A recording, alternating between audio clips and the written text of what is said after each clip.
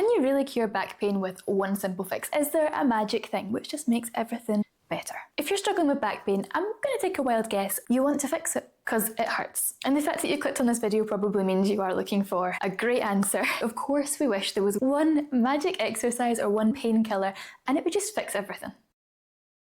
No, not really.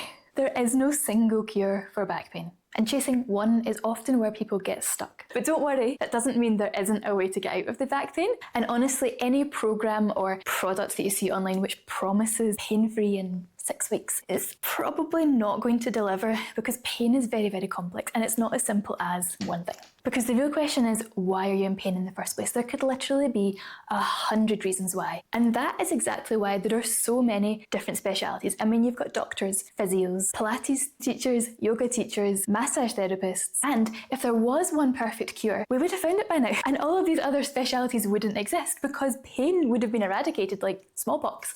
Now, that might sound depressing, but bear with me, we have good news. Because the first thing is, if you can understand how pain works, it helps to take back control so you don't feel so lost and confused with what your body is doing. And if you learn these 3 cures that I'm going to give you in this video, it will help. But I will never promise pain-free because you'll see exactly why as I explain it. So, first of all, how pain works. Often it does start with an injury. I've hurt my shoulder. There's an immediate inflammatory response. The body goes, something hurt there, and it sends all the pain, all the inflammation, because it's trying to heal that area. What then happens, as time goes on, it physically heals itself, but often you still get ongoing pain. And the reason for that is your brain is very good at remembering things. It remembers when you injured that, it was really sore. So if you try to do certain moves which mimic what happened the first time round, your body is going to go, no, I remember. And what it'll do to protect is it'll make those muscles seize up, because the less range of movement that you have, the safer the brain feels, because it's much harder for your brain to control something which is happening way over here than it is if you were to bring it all the way back in. I feel safe when I'm close and cuddly with my own body. And the problem is that starts to have a knock-on effect. The more this shoulder hurts, the more I tense, hold myself in a different position, I get scared of certain movements, my shoulders start creeping up, so then my other shoulder starts getting sore, and I'm pulling myself into a strange alignment, so maybe my back starts to hurt. And this is why back pain is never just back pain. Quite often it spreads through the whole body and it becomes like a system-wide issue. And then, of course, the nervous system, that dreaded nervous system that we're all talking about, just goes into full-blown meltdown mode and your body is wired. One of my clients actually experienced this. She hurt her knee,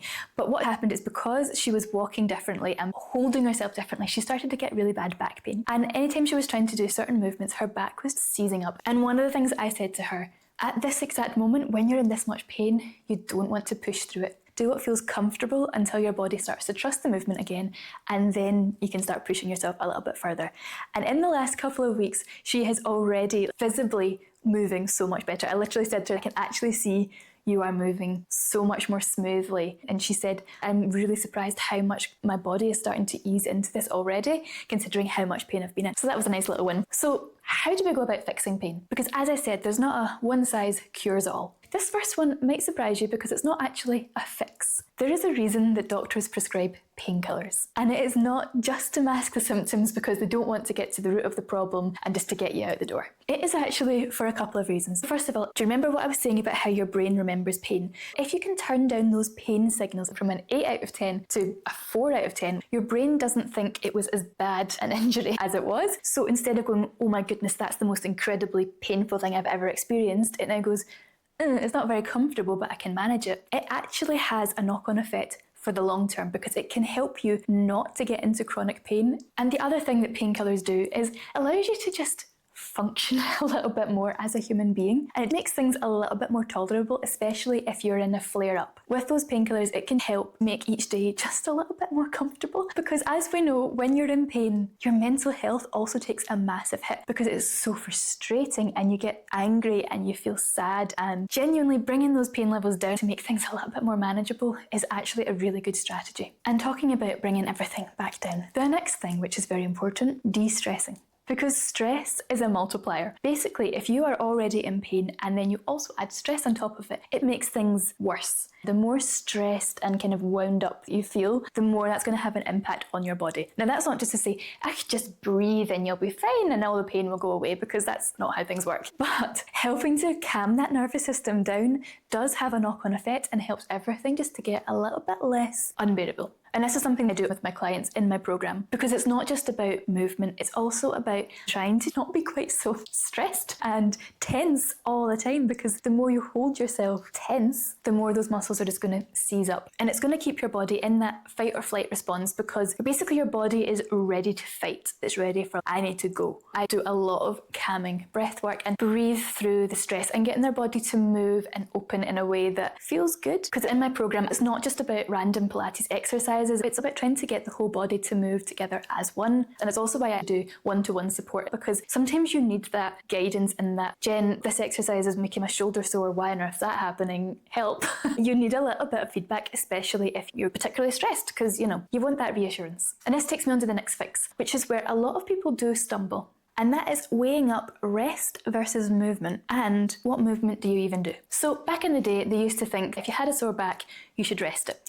And my gran actually used to have a really bad back, and they actually took a door off the hinges, lay the door on the bed, and she lay on a door day in, day out to try and help her back, which we now know is the absolute worst thing to do, because your back does not like to be immobilized, it wants to be supported, it wants to move. But the key is trying to find a movement which is going to help and not make things worse, because like with that client that I mentioned earlier, more gentle movement, and trying to find that point where you're able to move in the pain-free zones until everything calms down, and then you can start adding in. I take people through the different stages in my program. So we're starting off with that nervous system reset, calming everything down, and then we start adding in layers. And in terms of the types of movement to do, this is where Pilates is very, very beneficial, because what it does is it helps you to move slow and with intention. And it teaches you to become more in tune with your own body. You'll learn where your pain signals are. You'll learn where your body actually is in space, because we're bringing in mind-muscle connections. Where is my arm right now?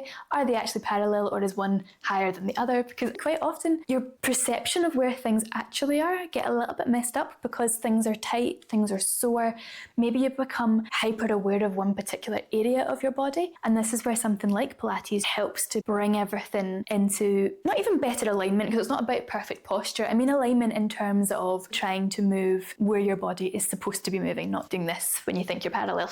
And part of that is trying to get your back moving. We do spend a lot of time sitting at a desk, and if we're not at our desk, we're scrolling on our phones. And generally speaking, our backs are normally a little bit slouched. But your spine is designed to move in all different directions, to flex and arch, the side, twist, rotate, and ripple. So one of the best ways to get your back out of overloaded spasm way is to try and get it to move. And I actually have a free session available which guides you through that, do the exercises along with me. And it's also available as a PDF download so that you've got access to it whenever you need it. And the link for that is down below in the description. It's totally free. If you do those exercises, you will find your back starts to ease up, because we are going through all those different ranges and we're just trying to get everything moving a little bit. So give that a go, because movement really is the key. And there's also different types of movement. We're talking stretching, mobility, strength, posture work, but what exercises should you actually do? Watch this next video and I will tell you exactly what's probably missing from your routine right now, and the types of movement that you should be doing, because it's not just about stretching more. So give that a watch, and don't forget to subscribe if you haven't already. I will see you over there.